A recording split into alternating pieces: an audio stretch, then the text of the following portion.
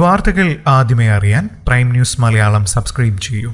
ദുൽഖറിന് 10 വയസ്സായപ്പോഴാണ് ചെന്നൈയിൽ ഒരു വീട് പണിയാൻ മമ്മൂട്ടിയും സുൽഫത്തും ആലോചിക്കുന്നത്. അങ്ങനെ സ്ഥലം നോക്കി RV പുരത്ത് 2 പ്ലോട്ടുകൾ ഒരുമിച്ച് വാങ്ങിയിടുകയും ചെയ്തു. തുടർന്ന് നല്ലൊരു ആർക്കിടെക്റ്റിനെ തേടി നടക്കുന്നതിനിടെയാണ് സംവിധായകൻ ശ്യാമപ്രസാദിന്റെ വീട് മമ്മൂട്ടി കാണുന്നതും അതിന്റെ ആർക്കിടെക്റ്റിനെ തിരഞ്ഞ് മമ്മൂട്ടി ഇറങ്ങിയതും. കോട്ടയംകാരൻ ബെന്നി കുര്യാക്കോസിനെ മമ്മൂട്ടിക്ക് നന്നേ ബോധിച്ചു. ജോണി വാക്കർ എന്ന സിനിമയുടെ ഷൂട്ടിംഗ് നടക്കുമ്പോഴാണ് ഇരുവരും സെറ്റിൽ വെച്ച് കണ്ടുമുട്ടിയത്. ആദ്യം അവർ സ്ഥലം പോയി കണ്ടു.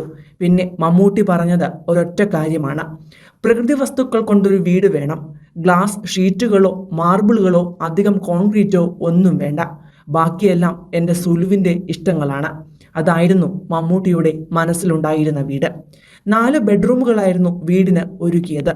ഒന്ന് മമ്മൂട്ടിക്കും സുലുവിനും, പിന്നൊന്ന് മകൾക്ക്, ഒന്ന് മകന്, മറ്റൊന്ന് മമ്മൂട്ടിക്കൊപ്പം താമസിക്കുന്ന മാതാപിതാക്കൾക്ക്. ഒരു വലിയ പ്രൊജക്ഷൻ തിയേറ്ററും അദ്ദേഹത്തിന് ധാരാളം ഇലക്ട്രോണിക്സ് ഉപകരണങ്ങൾ ഉള്ളതിനാൽ അതുകൂടി ഉൾക്കൊള്ളാൻ പാകത്തിനായിരുന്നു വീടിന്റെ നിർമ്മാണം. തനി കേരളീയ ശൈലിയിൽ പ്രകൃതിദത്തമായ വസ്തുക്കൾ കൊണ്ടൊരുക്കിയ വീട്ടിൽ നടുമുറ്റവും മണച്ചിത്രത്താഴ് ഡിസൈൻ ചെയ്ത വലിയ ഗേറ്റും അടക്കം 2 ബിൽഡിങ്ങുകളായിട്ടായിരുന്നു പണി കഴിപ്പിച്ചത്.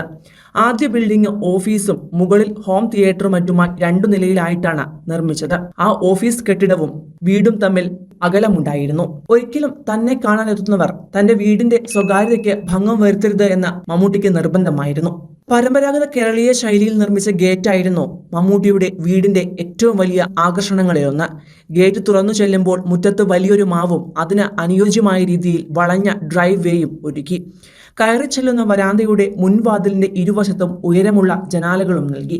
മമ്മൂട്ടിയുടെ കിടപ്പുമുറിയും മക്കളുടെ മുറിയും വീടിന്റെ 2 ഇടങ്ങളിലായാണ് നൽകിയത്.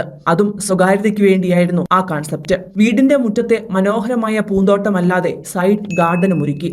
അവിടെയാണ് സുലുവിന്റെ ശേഖരത്തിലുണ്ടായിരുന്ന മനോഹരമായ ഒരു ഊഞ്ഞാൽ ഘടിപ്പിച്ചത്. മമ്മൂട്ടിയുടെ ഏറ്റവും ഇഷ്ടപ്പെട്ട ഇടം കൂടിയാണിത്. വീട് മുഴുവൻ തറയോടുകളാണ് വിരിച്ചത്. നിറയെ വരാന്തകളുമുണ്ട്. 2-3 പേർക്ക് സംസാരിച്ചിരിക്കാവുന്ന മനോഹരമായ സ്ഥലങ്ങൾ. അടുക്കളയിൽ ഇരുന്ന് ഭക്ഷണം കഴിക്കാനുള്ള സൗകര്യവുമുണ്ട്. അടുക്കള പൂന്തോട്ടത്തിന് നേരെയായിരിക്കണമെന്നായിരുന്നു സുലുവിന്റെ ആഗ്രഹം. അങ്ങനെ ഡൈനിങ് സ്പേസ് കുറച്ച് ദൂരെയായി പോയി. അങ്ങനെയാണ് അടുക്കളയിൽ തന്നെ ഡൈനിങ് ഒരുക്കിയത്. ഒരു ബെഡും അവിടെ ഒരുക്കിയിരുന്നു. സുലു പാചകം ചെയ്യുമ്പോൾ മമ്മൂക്ക അവിടെ കിടക്കുന്നത് പതിവ് കാഴ്ചയായി പിന്നീട് മാറുകയും ചെയ്തു. തേക്കുകൊണ്ടാണ് വാതിലുകൾ നിർമ്മിച്ചത്. ഭൂരിഭാഗവും പൊളിച്ചു മാറ്റിയ പഴയ തേക്കുകളായിരുന്നു. തടികളിൽ ചായ പൂശാൻ പോലും മമ്മൂട്ടിയും സുലുവും ആഗ്രഹിച്ചിരുന്നില്ല. കാരണം അത്രത്തോളം സ്വാഭാവിക ഭംഗിയായിരുന്നു അവർ ഇഷ്ടപ്പെട്ടത്. ഫർണിച്ചറുകൾ മുഴുവൻ സുലുവിന്റെ തിരഞ്ഞെടുപ്പായിരുന്നു. പുതിയ ഡിസൈനിൽ സംയോജിപ്പിച്ച ധാരാളം വിന്റേജ് ഫർണിച്ചറുകൾ അവർക്കുണ്ടായിരുന്നു. അതാണ് വീടിനെ കൂടുതൽ സുന്ദരമാക്കി മാറ്റിയത്.